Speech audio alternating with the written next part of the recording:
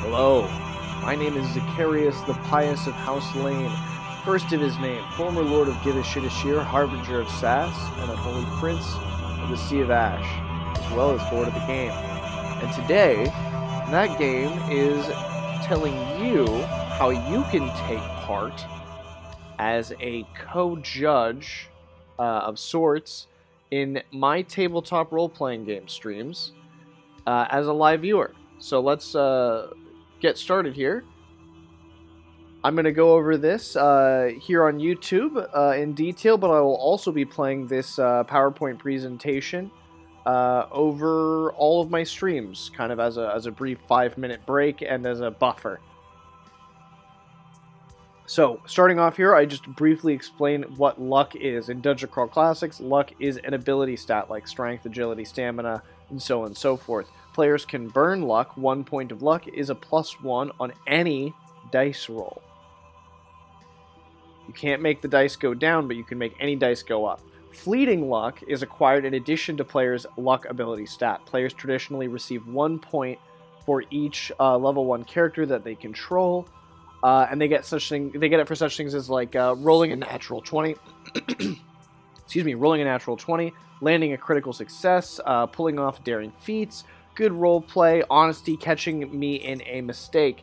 And in the before times, when I was running all of my games in person, I would use these gold coins to represent the fleeting luck, and I would give these to the players. And now that it's the now times, I'm giving these coins to you, the viewer, as well. For every coin of fleeting luck that I give to my players virtually, I will also be giving myself an equal number of coins, as if I was a player at the table. It's not going to be, a massive load, but it's going to be as many as the players have, you will have to spend however you want on any dice roll. You can mess with the players' dice rolls, but you can make them go up.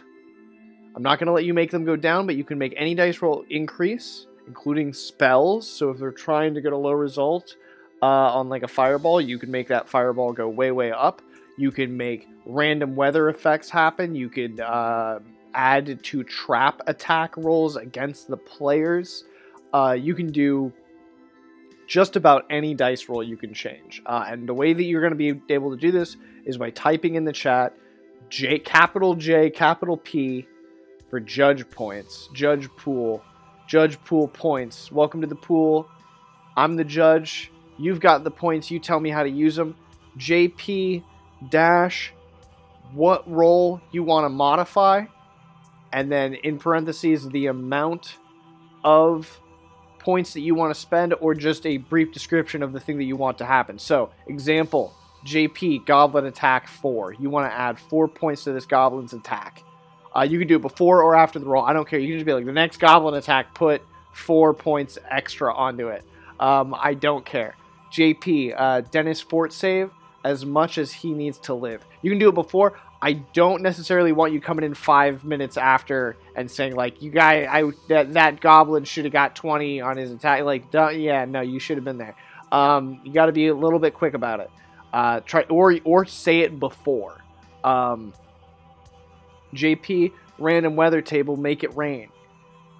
That's fine. Yeah, tell me that. Tell me you want to make it rain, and if I have enough points with my random weather system to make it rain with that, then I will. If not, you might just end up with some fog or some light precipitation, but if there's more points to deal with, we might go a little bit further.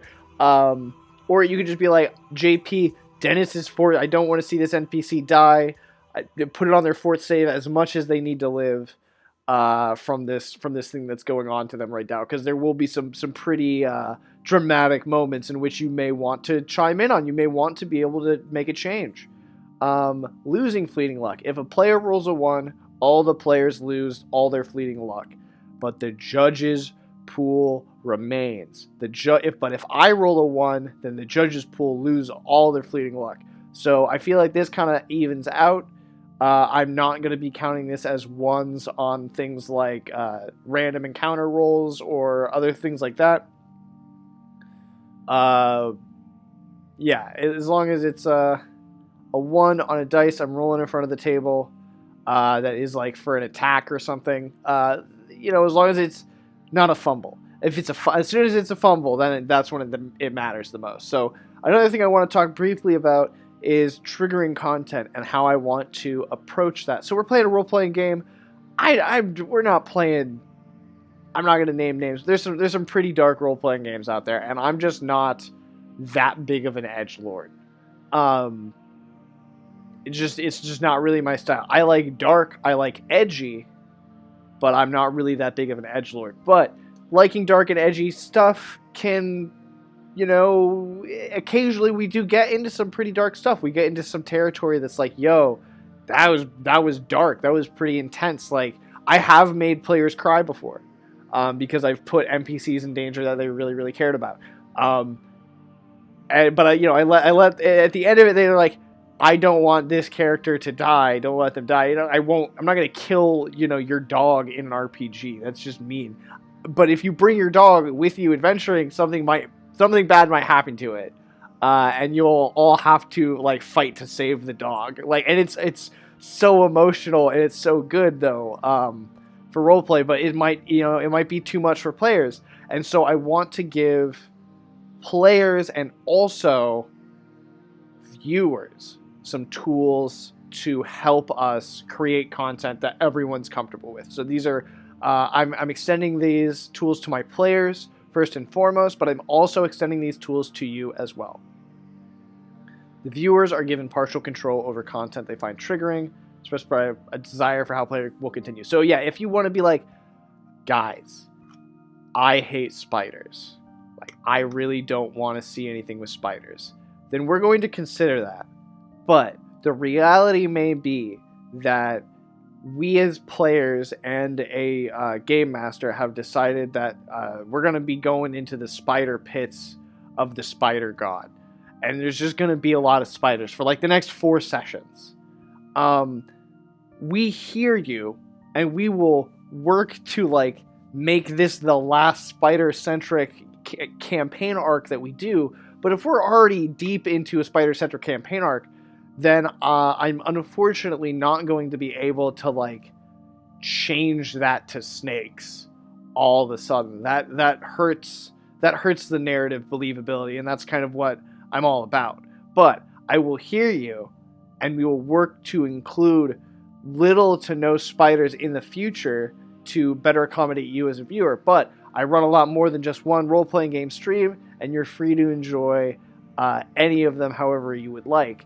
The next thing is viewer feedback. So I always ask my players what their favorite part of the session was at the end of the session. I do that for every role-playing game I play. Doesn't matter what system, doesn't matter anything. I'm extending that to you as well. When I ask my players what their favorite part of the session was, I want to hear from you too. I want to know what your favorite part of the session was, and I might even give you some time to type out your response. You can even say like, this player's favorite part was also my favorite part. I want to hear that as well. That's going to help me decide who the MVP of the session was, and I might even send out some swag as well. I'm sending out swag to the players.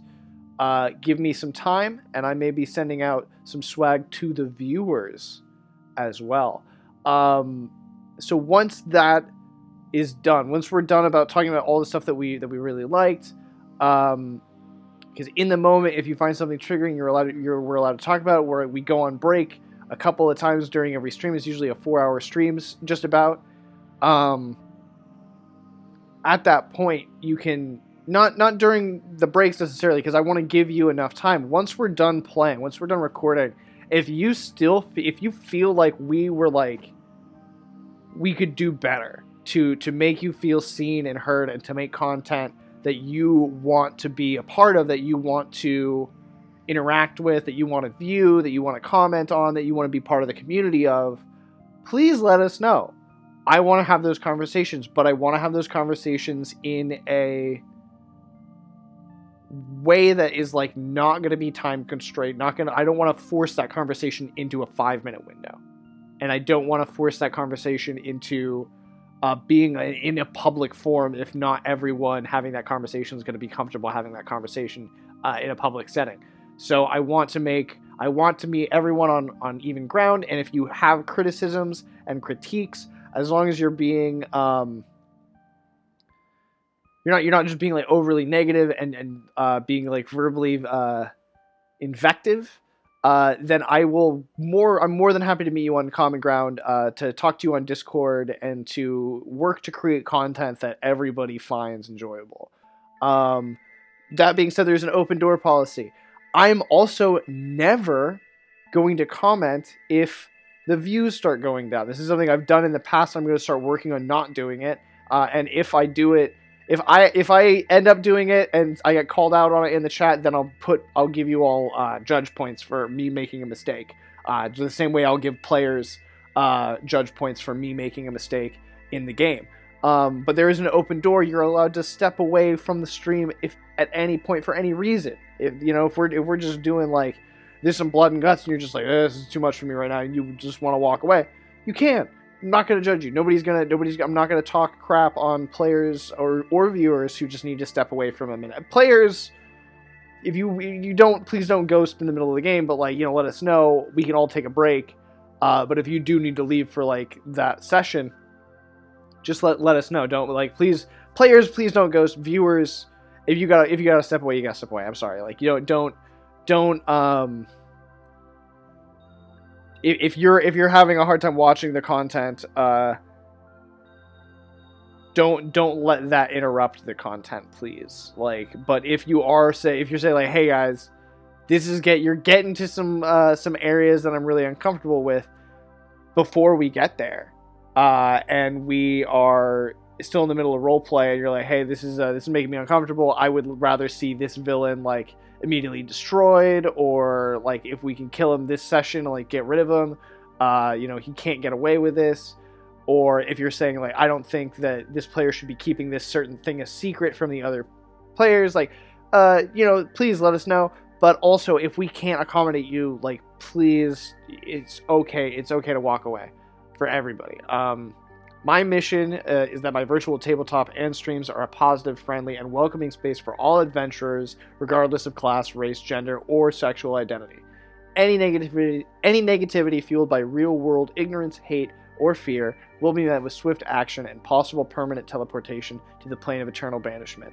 I've had a couple of experiences on my streams that have been negative, not role-playing streams, actually video game streams usually.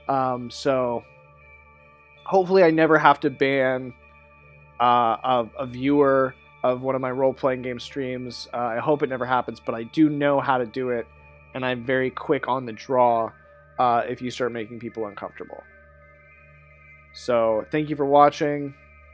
I'm Judge Zed. You can find me on Twitch, JudgeZed_0512. I have a Patreon.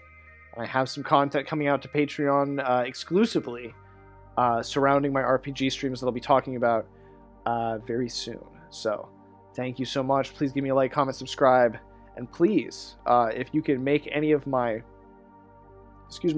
Twitch streams, do so and interact with the streams in real time. I'll see you all then. Have a good one.